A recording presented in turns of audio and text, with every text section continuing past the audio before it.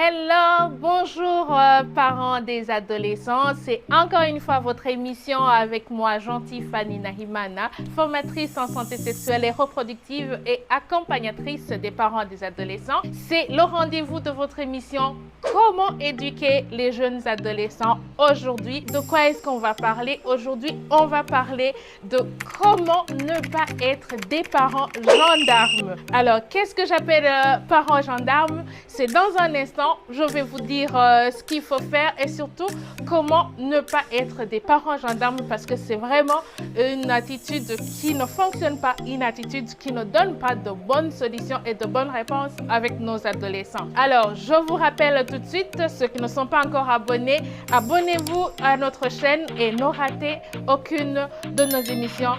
Comment ne pas être des parents gendarmes, c'est tout de suite dans l'émission d'aujourd'hui. Restez branchés et bienvenue à vous tous. Et oui, voilà votre émission aujourd'hui, comment éduquer les jeunes adolescents. Aujourd'hui, on va parler de comment ne pas être des parents gendarmes. Alors, qu'est-ce que j'appelle les parents gendarmes? C'est d'abord, c'est des parents qui guettent chaque moindre faute de leur adolescent. C'est des parents qui sont prêts à siffler à chaque moindre écart de leur adolescent.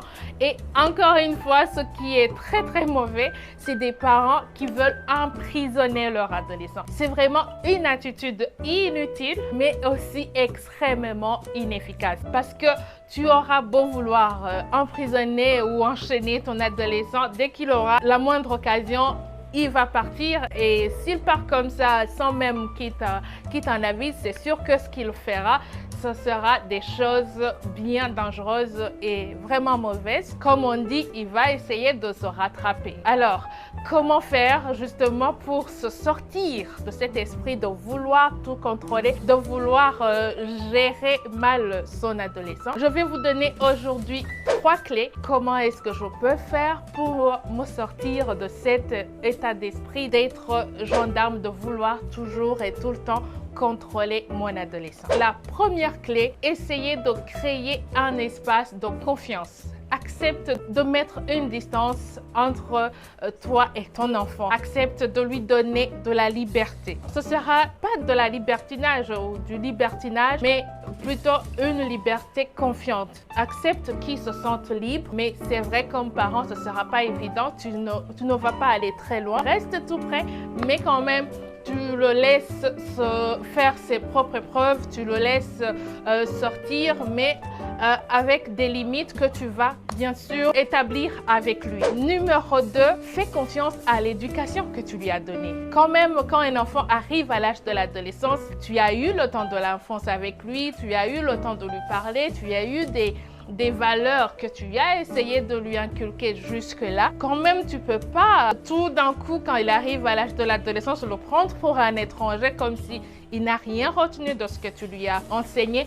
Fais confiance à ce que tu lui as dit parce que malgré qu'il est en crise, malgré qu'il te montre qu'il est en mode rebelle et tout, il a gardé quelque chose. Fais confiance aux bases que tu as construites en sa personne. Et troisième chose est vraiment très importante, accepte que ton enfant fasse des erreurs. L'adolescence, c'est une étape de croissance. Les erreurs, quand on est en train de construire quelque chose, sont vraiment inévitables. Donc, il a besoin aussi de commettre ses propres fautes. Il a besoin de commettre aussi ses propres erreurs pour pouvoir se retrouver, pour pouvoir se connaître. Donc, si par exemple, tu rentres, que tu trouves ton adolescente avec son petit copain, ne te mets pas en colère tout de suite. Je me rappelle par exemple cette adolescente qui me disait quand sa mère rentre et qu'elle la trouve avec son petit copain. La première chose que la mère dit, c'est à ce petit garçon, tu sors de chez moi. Je te jure, cette attitude-là ne va que renforcer les liens de ton adolescente avec son petit copain. C'est vraiment une attitude très inefficace et qui ne fonctionne pas. Donc, tu la trouves avec son petit copain. La première chose à faire, tu les salues et tu passes. Mais tu peux par exemple dire à ta petite fille, est-ce que tu peux venir? J'ai besoin de toi. Et là, tu lui dis, tu peux inventer un truc. Est-ce qu'on peut parler? J'ai besoin de te demander de faire quelque chose pour moi, afin de prendre quand même un peu de recul et aussi les séparer là tout de suite. Donc après, tu pourras t'asseoir et lui dire est-ce que toi et le petit copain, qu'est-ce qui se passe? Est-ce que vous êtes amoureux? Et là, tu pourras commencer d'ailleurs une conversation d'éducation avec elle. Mais en tout cas, encore une fois, j'aime vous dire, avoir une attitude d'agressivité, avoir une attitude de violence, c'est très, très contre-productif. Voilà, donc la troisième clé qui est vraiment très, très importante, laissez votre adolescent ou votre adolescente faire ses propres preuves, faire ses propres erreurs. Bien sûr, restez là comme encadreur parce que justement, je voudrais vous proposer de sortir de parents gendarmes à parents accompagnateurs. Accompagnez votre adolescent dans ses erreurs. Quand il tombe, soyez là, mais laissez-le quand même un peu d'espace. Laissez-le faire ses propres preuves parce que de toute façon, c'est vrai, il est encore un enfant, il faut aussi se rappeler de ça, mais c'est aussi un adulte en devenir. Il a besoin de construire cet adulte-là en lui tout seul. Ce n'est pas vous qui allez construire cet adulte-là en la personne de votre adolescent. Donc, laissez-le trouver ses propres marques dans sa vie. Voilà, pour aujourd'hui, c'était tout ça. Et donc, chers parents, n'ayez pas peur de créer de l'autonomie avec votre adolescent. N'oubliez pas d'ailleurs, parce que créer la liberté, c'est aussi responsabiliser. Donc, prenez le temps avec votre adolescent et essayez de lui donner cette liberté-là pour lui dire, je te donne la liberté, tu peux sortir avec tes amis, mais rappelle-toi ce que je t'ai dit. Quand tu sors, tu dois faire ça. Donne-lui des conseils, mais n'essayez surtout pas de l'enchaîner.